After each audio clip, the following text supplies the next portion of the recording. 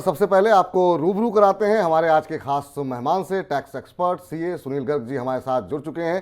सुनील जी, आज के इस खास कार्यक्रम बुरा ना मानो टैक्स में आपका बहुत बहुत स्वागत है। सबसे पहले तो आपसे जानना चाहेंगे कि आईटीआर रिटर्न फाइल करने की आखिरी तारीख जो है वो अब निकल चुकी है, लेकिन बहुत सारे ऐसे लोग हैं जो तमाम कारणों की वजह से आईटीआर फाइल नहीं कर पाए। ऐसे लोगों के लिए अब क्या कुछ विकल्प बचते हैं? किस तरीके से वो रिटर्न फाइल कर सकते हैं? कितना फाइन देना होगा? और तमाम लोगों को उम्मीद थी, कई जगहों पर गुजरात में, मध्य प्रदेश में, राजस्थान में जिस तरीके से बारिश की स्थिति थी, तो लग रहा था शायद डेट थोड़ी आगे बढ़ेगी। ना बढ़ने की क्या वजह देख रहे हैं आप? नमस्कार विपुल जी। सबसे पहले तो समझ लीजिए कि 31 जुलाई की डेट को सरकार ने इस बार नहीं बढ़ाया है और उसके बहुत कारण भी हैं। देखिए, जब हम 31 जुलाई की डेट बढ़ाते हैं तो आपको पता होगा जिनके टैक्स ऑडिट होने हैं। अभी जो डेट थी वो थी जिनकी प्रिजेंटिव स्कीम थी या जिनको टैक्स ऑडिट नहीं करवाना था। जी। अगली जो डेट है महत्वपूर्ण वो है 31 अक्टूबर, जहां पे टैक्स ऑडिट यानी व्यापारी अपनी रिटर्न फाइल करेंगे। और 30 सितंबर की डेट होती है जहां उनको टैक्स ऑडिट रिटर्न फाइल करनी होती है। जैसे ही आप 31 जुलाई की डेट को बढ़ाते हैं तो अगली डेट्स पे प्रेशर आ जाता है। तो एक कारण तो ये, और दूसरा सरकार कहीं ना कहीं ये कि मैसेज देना चाहती है कि जो लास्ट डेट पे जो लोग आते हैं कि आप हम डेट बढ़ाने के मूड में नहीं है, आगे से जो डेट्स हैं आपको एडवांस में ध्यान रखनी पड़ेगी। अब सवाल ये है कि जो 31 जुलाई को जिसकी ट्रेन छूट गई, जो इस ट्रेन में नहीं चढ़ पाया, उसको क्या पेनल्टी लगेगी, क्या एक्स्ट्रा चार्जेस हैं, जी। और क्या उसको दूसरी बस अवेलेबल है, दूसरी ट्रेन अवेलेबल है कि नहीं है। तो तीन सवाल मुख्यतः जी। लागू होते हैं। तो जहां तक आपकी रिटर्न जो इस ट्रेन से छूट गई है 31 जुलाई वाली से, तो अब सरकार आपको मौका देती है बिलेटेड रिटर्न भरने का। एक शब्द है बिलेटेड रिटर्न, यानी आप लेट रिटर्न फाइल कर सकते हैं। जी। तो उसमें नुकसान क्या है? तो सबसे बड़ा नुकसान तो क्या है कि सरकार ने आपसे कहा कि अगर आपकी 5 लाख रुपए से कम है टोटल इनकम, तो 1,000 रुपए लेट फीस, पेनल्टी नहीं है जी ये।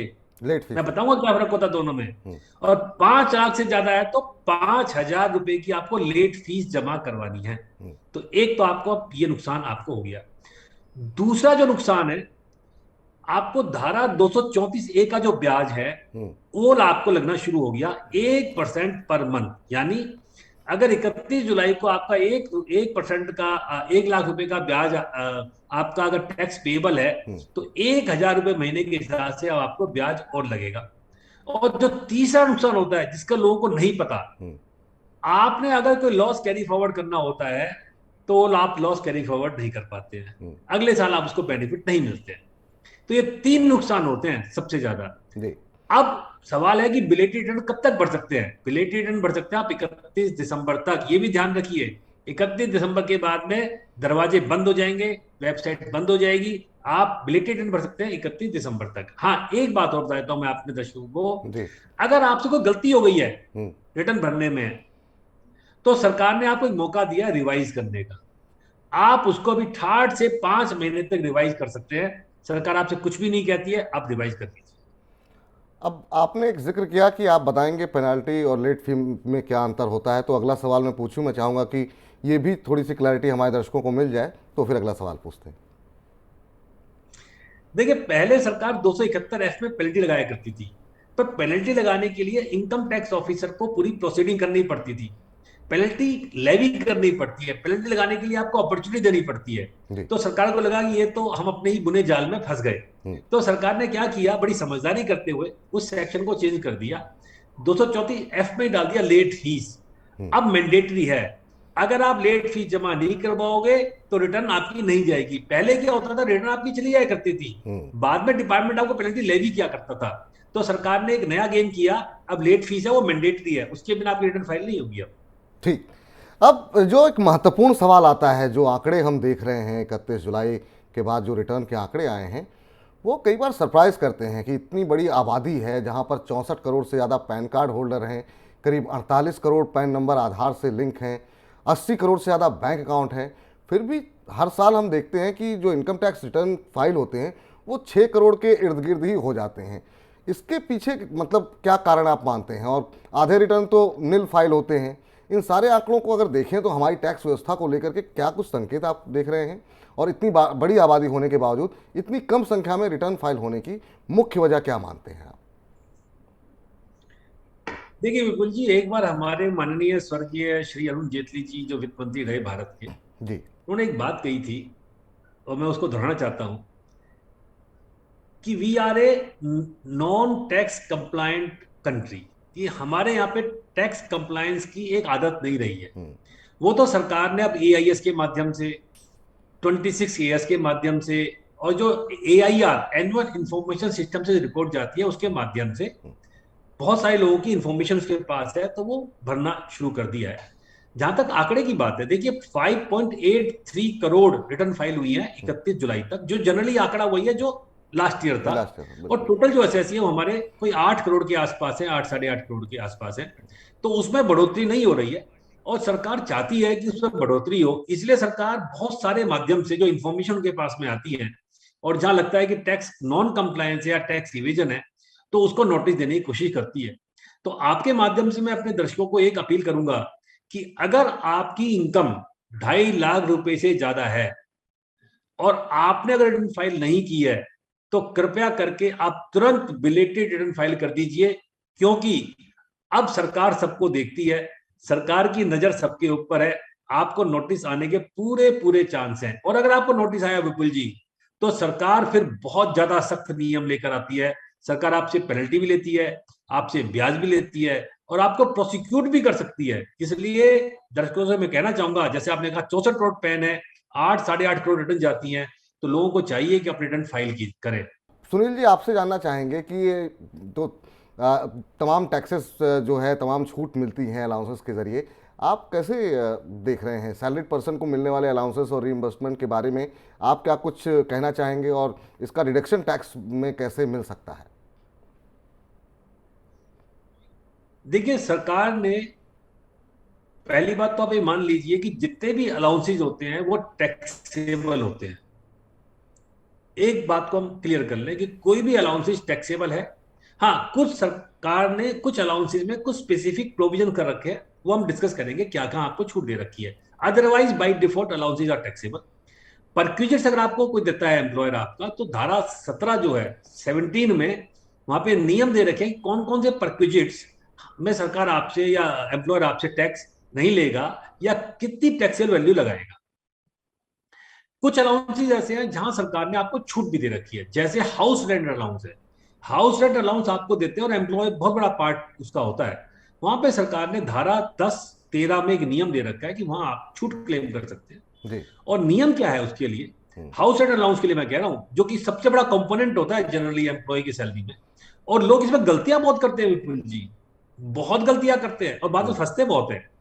देखिए, सरकार ने कहा कि भाई आपको हम 50% तक, अगर आप मेट्रो शहर में रहते हैं, 50% आपका HRA, 50% of the basic salary तक आप एचआरए क्लेम कर सकते हो। और जो आप एक्चुअल रेंट पे कर रहे हो उसका 10% से ज्यादा, जो भी कम है हम उस पर आपको छूट दे देंगे। लेकिन यानी अगर आपकी 1 लाख रुपए बेसिक सैलरी है, तो 50,000 रुपए तक आप एचआरए क्लेम कर सकते हैं, हम्म। बशर्ते आपने रेंट पे किया हो, हम्म। आप रेंट पे रहते हो। हम्म। और आपको उसके लिए रेंट की रिसीट लेना बहुत जरूरी है। लोग ये गलती करते हैं, वो रेंट की रिसीट नहीं लेते। लैंडलॉर्ड का पैन नंबर लेना बहुत जरूरी है। एक अक्सर सवाल जो पूछते हैं एम्प्लॉइज, वो पूछते हैं कि अगर मैं अपने पेरेंट्स के मकान में रह रहा हूं, जी। लोग अपने पेरेंट्स से रसीद ले लेते हैं, हम्म। अपने ब्रदर से रसीद लेते हैं, और तो और लोग अपनी वाइफ से या वाइफ हस्बैंड से रसीद ले लेती है। हम्म। तो क्या ये जायज है? हम्म। क्या हम ऐसा कर सकते हैं? कोई बात नहीं है जी, कोई दीवार नहीं है जी, कोई सरकार ने आपसे नहीं कहा। लेकिन अगर आप पेरेंट्स के मकान में रह रहे हैं, जी। तो मकान पेरेंट्स के नाम से होना चाहिए, ओनरशिप उनकी होनी चाहिए। हम्म। और दूसरी बात, आप खाली रसीद ना लीजिए, उनको रेंट भी दीजिए, हम्म। आप उनको चेक से पेमेंट भी कीजिए, आप बकायदा उनकी इनकम भी दिखाइए रेंट से। लोग क्या करते हैं, आपने तो एचआरए क्लेम कर लिया, वो इनकम नहीं दिखाते। ब्लड रिलेशन में कोई दिक्कत नहीं है। हाँ, हस्बैंड वाइफ को लेके लगता है कि क्या एक हस्बैंड अपनी वाइफ को या वाइफ अपने हस्बैंड को रेंट दे सकती है। इस पर डिफरेंट डिफरेंट विचार है। कुछ आईटीटी कहती है कि अगर वाइफ ने मकान ले रखा है, वो हम्म। उसका उसमें ओनरशिप है, जी। तो हस्बैंड ले सकता है। लेकिन वो एक डिबेट का इशू है, ध्यान से करना चाहिए। उसमें अब सवाल ये उठता है, चलिए आपने ये तो बता दिया, पेरेंट्स का बता दिया, पति पत्नी का बता दिया, अगर व्यक्ति का अपना मकान है और उसके बावजूद वो एचआरए कर क्लेम करना चाहे तो उसके लिए भी क्या कोई नियम, कोई ऐसी छूट है कि आप जो है कि ऑफिस से दूरी ज़्यादा है या तमाम ऐसे बहाने लेकर के क्या हम क्लेम कर सकते हैं? देखिए, आपने आयकर की एक धारा है 22, 23, 24, ठीक है। धारा 23 में एक नियम दे रखा है, उसमें कहा कि आप दो सेल्फ ऑक्यूपाइड हाउस रख सकते हैं, दो। पहले एक हुआ करता था कभी। जी। तो हमने वित्त मंत्री से दरखास्त की थी कि देखिए, बहुत सारे लोग जो नौकरी करने आते हैं, मान लो आप दूर से आए, बाहर से आए, आप मेट्रो में नौकरी कर रहे हैं, एक मकान आपका हो सकता है पेरेंटल हाउस वहां पर हो, और एक मकान आपका, आपने यहाँ पे फ्लैट ले लिया छोटा सा अपने रहने के लिए। तो होता क्या था, पहले नियम क्या था विपुल जी, जी। कि अगर आपका बस दो मकान हुआ करते तो एक अगर वो खाली भी है तब भी आपको उसी रेंटल वैल्यू पर टैक्स देना पड़ता था, डीम्ड रेंटल वैल्यू पर टैक्स देना पड़ता था। तो हमने वित्त मंत्री से आग्रह किया था, वित्त मंत्री जी आप इसको कम से कम दो कर दीजिए। हमारी बात सरकार ने सुन ली। जी। अब सवाल ये उठा कि आपके अपने मकान है और आपकी क्या मजबूरी है कि आप दूसरे रेंट के मकान में रह रहे हैं। हो सकता है ऐसी मजबूरी भी हो। आप दिल्ली में आपका मकान है, नोएडा में आपका मकान है, बंबई में आपका मकान है, और आप चले गए नौकरी करने औरंगाबाद। ठीक बात है, आपको एचआरए मिलता है, आप रेंट दे रहे हैं, आपको छूट मिल जाएगी। लेकिन उसके लिए आपको वैलिड रीजन होना चाहिए। अगर आप बनी बनाई बात, अगर आप एक सिचुएशन क्रिएट करने की कोशिश कर रहे हैं कि एचआरए का बेनिफिट भी ले लूं और अपने हाउसिंग लोन की छूट भी ले लूं, तो वो बड़ा मुश्किल काम है। अब इसके अलावा एक और छूट के बारे में आपसे जानना चाहेंगे कि जो लोग काम करते हैं, आने जाने में जो खर्च होते हैं, खास तौर से कन्वेंस को लेकर के जो खर्चे होते हैं, उसका अगर कोई लाभ लिया जा सकता है, उसमें कोई छूट मिल सकती है क्या? कन्वेंस अलाउंस जैसी कोई चीज़ होती है? विपुल जी, कन्वेंस अलाउंस, पहले आपको ध्यान होगा, एक नियम था, 1600 रुपए पर मंथ आपको कन्वेंस अलाउंस की छूट मिला करती थी, बिल्कुल।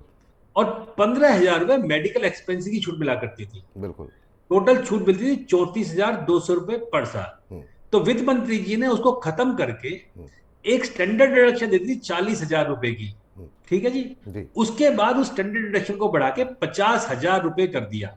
यानी 50,000 रुपए की स्टैंडर्ड डिडक्शन क्लेम कर लीजिए, आपको ना मेडिकल की छूट मिलेगी और ना ही आपको कन्वेंस अलाउंस छूट मिलेगी। हाँ, जो फिजिकली डिसेबल्ड है, जो दिव्यांग है हमारे, उनको क्योंकि स्पेशल एक वो चाहिए होता है, तो 3200 रुपए की उनकी छूट को बरकरार रखा था, बाकी सारी छूटों को बंद कर दिया था। हमने स्टैंडर्ड डिडक्शन दे दी, तो आपको कोई कन्वेंस अलाउंस छूट नहीं मिलेगी। लेकिन अगर आप काम से, अगर आप ऑफिस की ड्यूटी से कहीं जा रहे हैं और एम्प्लॉयर आपको रीइंबर्स कर रहा है, तो फिर आपका अलाउंस नहीं है वो तो आप ड्यूटी पर थे, आपको जाना था, आपको टैक्सी दी, आप टैक्सी से गए, आपको पैसा दिया, वो रीइंबर्समेंट है, उस पर कोई टैक्स नहीं। ठीक। अब कई सारे नियोक्ता ऐसे होते हैं जो अपने कर्मचारियों के सीटीसी में स्पेशल अलाउंस भी शामिल करते हैं, जिसमें एक मोटा हिस्सा तनख्वाह का वो रखा जाता है। अब ये टैक्सेबल होता है या इसमें भी किसी तरह की छूट ली जा सकती है? 100% टैक्सेबल होता है जी। आप अलाउंस को किसी भी नाम से दे दीजिए, आप कान को ऐसे पकड़े, आप कान को घुमा के पकड़े, बहुत सारे लोग करते हैं, वो अलाउंसेस को डिफरेंट डिफरेंट नाम से देते हैं। कोई छूट नहीं है। मैंने आपको बताया था, हाउस रेंट अलाउंस एक अलाउंस है, धारा 10-13 में छूट है। दूसरा एक अलाउंस है बच्चों की फीस, लेकिन उसकी अगर आप लिमिट सुनेंगे तो आप हंसेंगे। शायद नियम 50 साल पहले बना होगा, 100 रुपए पर चाइल्ड, दो बच्चों के लिए। और अगर आपका बच्चा हॉस्टल में रहता है तो 300 रुपए पर चाइल्ड, दो बच्चों के लिए। ये अलाउंस में छूट मिलती है। कुछ अलाउंस है जो स्पेशल सिक्योरिटी फोर्सेस के लिए है, हिल एरिया अलाउंस है या बॉर्डर अलाउंस है, वो स्पेशल फोर्सेस के लिए है, स्पेशल लोगों के लिए है। आम एम्प्लॉयर का, आम एम्प्लॉय का इससे कोई मतलब नहीं है। Every allowance is taxable. तो आम आदमी के लिए एचआरए के अलावा कोई ऐसी छूट है जो जिसका वो मतलब उसने ध्यान नहीं दिया तो उसको ध्यान देना चाहिए? कुछ आप कहना चाहेंगे कि तमाम नौकरी पेशा लोग सुन रहे हैं इस समय आपको? नहीं, सरकार ने आपको 50,000 रुपए की स्टैंडर्ड डिडक्शन दे दी, आप उसकी छूट क्लेम कर लीजिए। हाँ, आपको कोई परक्यूजिट मिलता है एम्प्लॉयर से, परक्यूजिट भी टैक्सेबल है, लेकिन उसमें कुछ नियम है। आपको गाड़ी दे रखी है, आपको रेंट फ्री एकोमोडेशन दे रखा है, तो 10% हम आपसे ले लेंगे। आपको अगर उसकी वैल्यूएशन निकाल के फर्नीचर दे रखा है तो 10% ले लेंगे आपसे। वो परक्यूजिट वैल्यू है, उसका रोल है एम्प्लॉयर को, वो एम्प्लॉयर ने कैलकुलेट करके उस पर टैक्स देना होता है, आपकी उसका पार्ट बन जाता है। हाँ, वित्त मंत्री जी ने एक काम और कर दिया था, शायद एम्प्लॉयर्स को नहीं पता, एम्प्लॉइज को।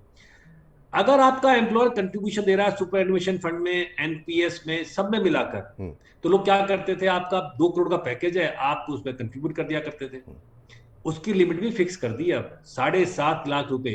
7.5 लाख रुपए तक के ज्यादा जो प्रति छूट होगा वो पूरा टैक्सेबल हो जाएगा, उसमें कोई छूट नहीं मिलेगी।